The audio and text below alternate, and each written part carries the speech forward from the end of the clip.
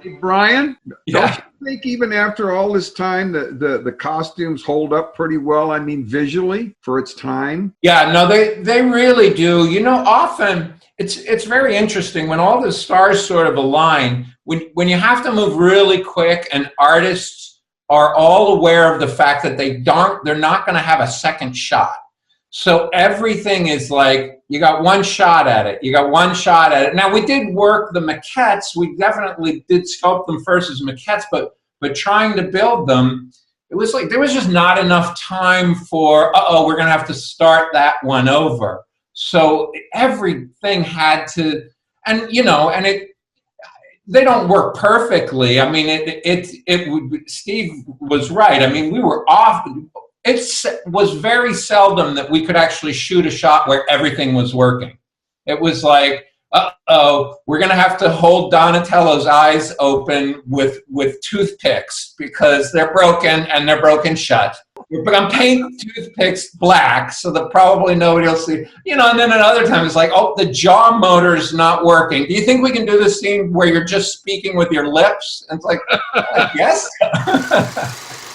There were stunt suits with the guys, and I can't remember their names, the guys from Hong Kong who were amazing and brave and reckless and crazy and did you know, anything we asked for a stunt. And we'd do the principal, the one-liners, and then we would cut to our stunt guys. So, you know, we'd leave them behind on the set and they would do a lot of the fighting. It was all worked out, choreographed, a fair amount from the original comic book. The fight in the old antique store was really we just tore it out of the original comic book and thought it looked really great. It had lots of little set pieces within it that we could use. Yeah, well, we would often leave then Brian on second unit with the stunt guys and to carry on for 2 or 3 days afterwards, wasn't it, Brian? Yeah, often. Not scheduled that way. I think I was meant to be able to do it in a day, but yes, it would take 2 or 3 days to finish. And actually, and all of the Turtles had to do quite a lot of fighting too. The stunt guys did the very tough stunts, but even the hero suits, you know, because they had, you know, punchlines that went straight into moves and stuff like that. So everybody was doing stunts. It was pretty amazing.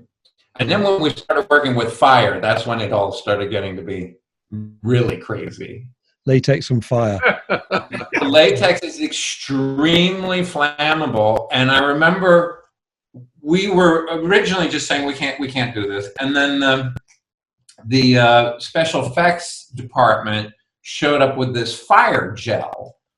And they were like, we'll just put fire gel on it and it'll be fine. I was like, well, latex is highly flammable and we can't get these guys out of it. They said, no. Fire gel prevents anything from burning. And I was like, I really don't believe it. And I remember watching as one of the special effects guys, or one of the special effects, smeared it on his own arm and then took a blowtorch and pointed the blowtorch at his arm and said, see, I didn't even feel the heat. And I was like, okay, that stuff's amazing. So the Turtles were smeared completely head to toe in that fire gel. Ow! But it was already so hot in those suits, and then of course, as soon as you turn the flames on in the set, then the space just went. The temperature rocketed up. Yeah, I think nowadays we wouldn't be able to make the film that way, would we? Why? Because it's not safe. Health and safety have gone way beyond. I mean, what we put those guys in the other room through in those suits, I don't think we would be allowed to, luckily, ever again. No, I remember there was one shot that we did of the fire starting. It was when the flames first start. So none of the Turtles are in shots. The flame goes up the wall, down the wall, and then comes towards the floor. And the cameraman, Tony Cutrona, was in a fire blanket with the camera, and he just had the lens sticking out, so he couldn't see anything because he was under a fire blanket, and he was crouching down on the floor. and he was shooting it like 82 frames a second, very, very hot, very slow motion.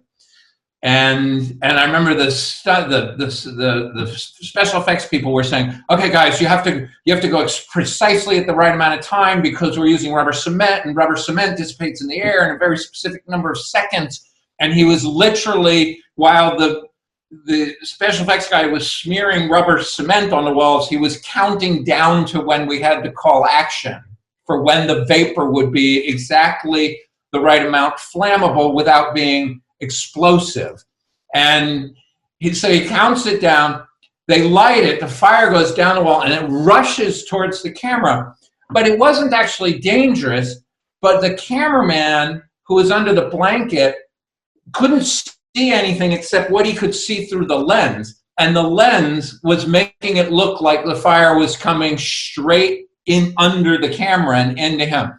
So when we went to Rush's the next day, I just remember, oh, that shot's looking good. Here comes the flame, and it's coming down the walls. And then the whole picture just picked up in slow motion, turned around, where you could just see a whole bunch of people standing behind the camera in their shorts, and it's hot.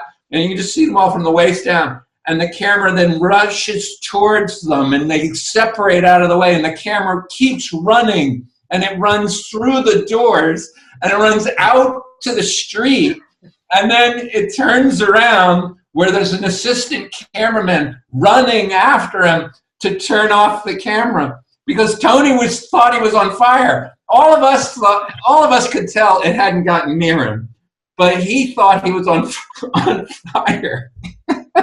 Right. And I remember when we saw it in Rush's, and I said to Sally, I think we have to throw that away. I think we're going to get in trouble with the insurance company. But that shot's in the movie. It cuts right before the camera goes up and turns around and runs out of the shop. When you watch it, it does look like something very dangerous happened. The only thing that tells you that it wasn't dangerous at all is the way everybody is just standing around. When he turns around, everybody's just bored and kind of looking at him and looking a little confused as he's running towards them.